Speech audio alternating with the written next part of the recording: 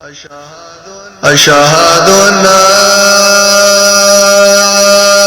أمير المؤمنين. جب 19 رمضان کو مسجد کوفہ میں امام علی علیہ السلام کی اذان گونجی تو پوری کائنات میں سوگ برپا ہو گیا۔ چرند پرند جنات چیخنے لگے اور حضرت جبرائیل علیہ السلام تمام انسانوں سے کہنے لگے، اے لوگو، آج آخری مرتبہ علی کی آواز میں اذان سن لو۔ مولا علی علیہ السلام اذان دے کے مصلی عبادت پہ آئے، اللہ کی عبادت کر رہے تھے۔ جیسے ہی آپ نے سجدہ کیا تو عبد الرحمن ابن ملجم زہر سے ڈوبی ہوئی تلوار امام کے سر پہ مارتا ہے تو بس مسجد کوفہ میں قیامت برپا ہو گئی۔ تمام چاہنے والے سر پیٹنے لگے۔ امام علی علیہ السلام کا مصلی خون سے رنگین ہو گیا۔ آپ کے سر کا خون چہرے اور داڑھی پر آ لگا۔ آپ کے چاہنے والے اس ملعون کو ڈھونڈنے لگے جس نے آپ کے سر پر ضرب ماری تھی۔ کچھ آپ کے سر کا خون صاف کرنے لگے۔ اتنی دیر میں امام علی علیہ السلام نے فرمایا، اے حسن، یہ نماز فجر کا وقت ہے، پہلے نماز مکمل کرواؤ، اس کے بعد مجھے دیکھنا۔ امام حسن علیہ السلام نے نماز پڑھائی۔ مسجد میں موجود تمام مسلمانوں نے نماز پڑھی۔ جیسے ہی نماز ختم ہوئی تو عبد الرحمن ابن ملجم، جس نے امام علی علیہ السلام کے سر پر وار کیا تھا، اس کو پکڑ کے امام کی خدمت میں لایا گیا اور کچھ چاہنے والے شہد کا شربت بنا کے آئے۔ جیسے ہی امام نے اپنے قاتل کے چہرے پہ خوف دیکھا تو آپ اپنے چاہنے والوں سے فرمانے لگے کہ اس شربت کی مجھے نہیں بلکہ اسے ضرورت ہے، اور دیکھو اس نے مجھ پہ ایک وار کیا ہے، اس پہ بھی ایک ہی وار کرنا، اور اگر یہ زندہ بچ جائے تو اسے آزاد کر دینا، اور اگر یہ اس وار سے بچ جائے تو اس کے جسم کے اعضاء نہ کاٹنا، کیونکہ میں نے اللہ کے رسول سے سنا کہ سب سے بدترین انسان وہ ہے جو مرے ہوئے انسان کے جسم کے حصے کاٹتا ہے۔ تمام چاہنے والے آپ کے عدل و انصاف کو دیکھ کر رونے لگے۔ پھر آپ فرماتے ہیں، حسن، حسین، عباس، چلو مجھے اپنے گھر لے کے چلو۔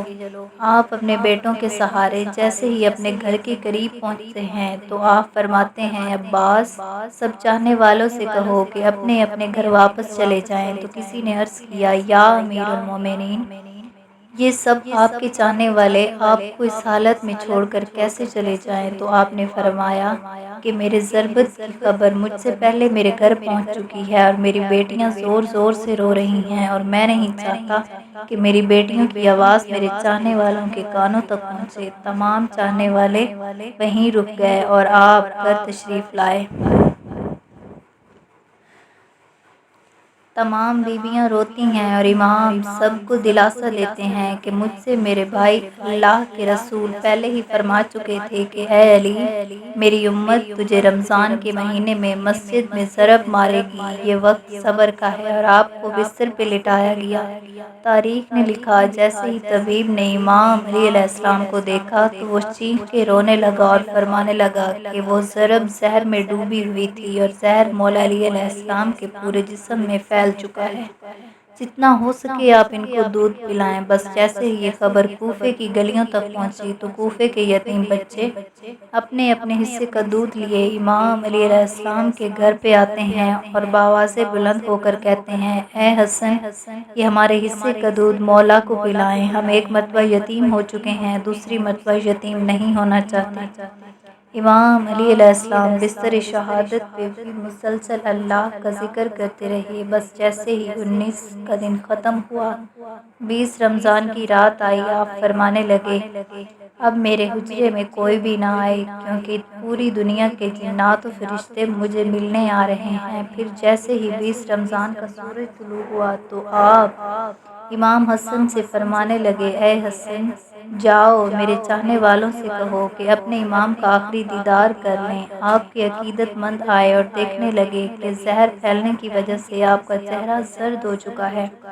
سب چیخ کے رونے لگے۔ امام فرمانے لگے کہ پوچھو جو بھی پوچھنا چاہتے ہو، کیونکہ میں علی زمین کے رستوں سے زیادہ آسمان کے رستے جانتا ہوں، پوچھو جو بھی پوچھنا ہے، کیونکہ بعد میں تم پچھتاؤ گے۔ کسی عقیدت مند نے سوال کیا، کسی نے جواب لیا، کوئی زیارت کرتا رہا۔ بس جیسے ہی عقیدت مند جانے لگے، امام علی علیہ السلام نے فرمایا، اے حسن، میرے پورے خاندان کو میرے حجرے میں لے کے آؤ۔ آپ نے وصیتیں کی اور فرمایا، میرے پورے خاندان کا وارث میرا بڑا بیٹا حسن ہے، جو یہ کہے اسے ماننا۔ اور امام حسن سے فرمانے لگے، اے حسن، جتنا ہو سکے اپنی زبان اور کردار سے محبت اور امن کا پیغام دیتے رہنا۔ اپنے نانا کے صلح حدیبیہ کو یاد رکھنا، کوشش کرنا کہ مسلمان کا دشمن نہ بنے، اور تقوی سے دور نہ ہونا۔ اگر دنیا تمہارے قریب آئے بھی تب بھی اسے دل نہ لگانا۔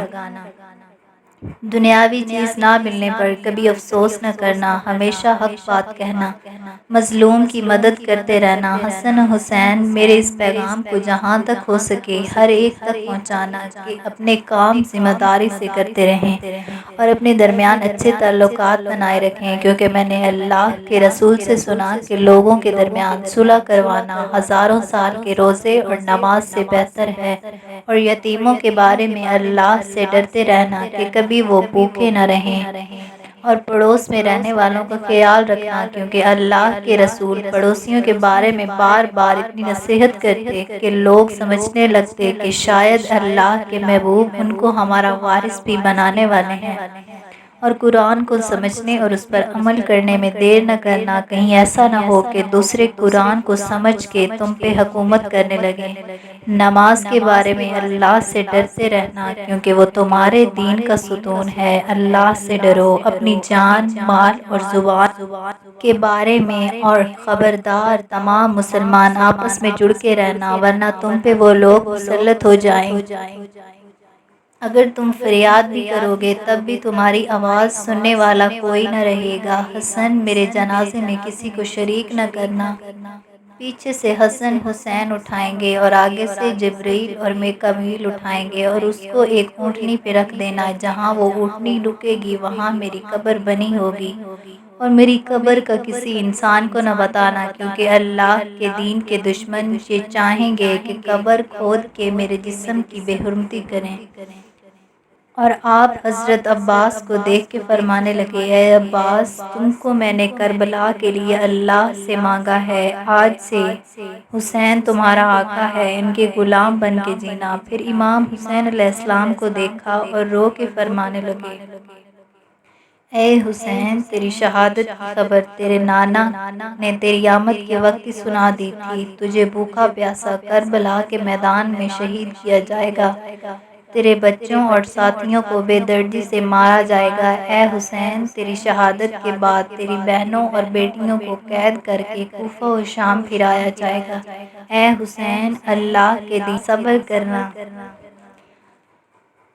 اپنی بہنوں اور بیٹیوں کو یہ نصیحت کرنا کہ قدم قدم پر گواہی دیتے رہیں کہ اللہ کے سوا کوئی عبادت کے لائق نہیں، اور ان کا نانا حضرت محمد اللہ کے رسول ہیں۔ اتنی دیر میں آپ فرمانے لگے، سلام یا رسول اللہ۔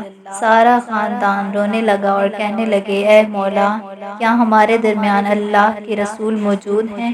امام علی علیہ السلام نے مسکرا کے فرمایا، ہاں، اللہ کے محبوب اور تمہاری ماں فاطمہ الزہرا مجھے لینے آئے ہیں۔ بس پورا گھر زار و قطار رونے لگا، اور یوں امام علی علیہ السلام نے اپنی آنکھیں بند کر لیں۔ آپ کی وصیت پر عمل کرتے ہوئے آپ کے جنازے میں کسی کو بھی شریک نہیں کیا گیا۔ پیچھے سے حسن و حسین تو آگے سے وہ جنازہ خود بخود اٹھنے لگا، اور ایک نورانی اونٹنی ظاہر ہوئی، جنازے کو اس پر رکھا، اور وہ کوفے سے باہر چلتی گئی، ایک ویران جگہ پر جا کر رکی جہاں ایک چمکدار پتھر تھا۔ جیسے ہی امام حسن و حسین نے اس پتھر کو اٹھایا، اس پتھر کے نیچے قبر بنی ہوئی تھی، اور اس پہ لکھا ہوا تھا کہ یہ قبر اللہ کے نبی نوح نجی اللہ نے بنائی ہے، اللہ کے ولی علی ابن ابی طالب کے لیے۔ سلام ہو اللہ کے ولی امام علی علیہ السلام پر۔